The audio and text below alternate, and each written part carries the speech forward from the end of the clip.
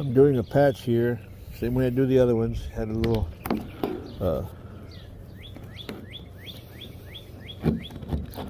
crack here from, well, not really a crack, from being dragged. This is what was on there. That looks like a piece of tape, a pile of silicone.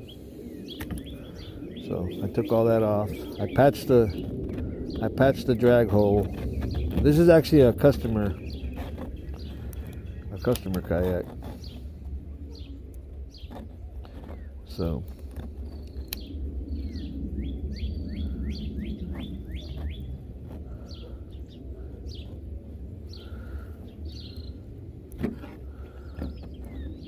and he's buying that kayak over there too. Where are we? That one. So he came to buy a kayak and to get his kayak fixed. All right. I forgot to put a video of the final product. How many videos do you have up there? A couple hundred.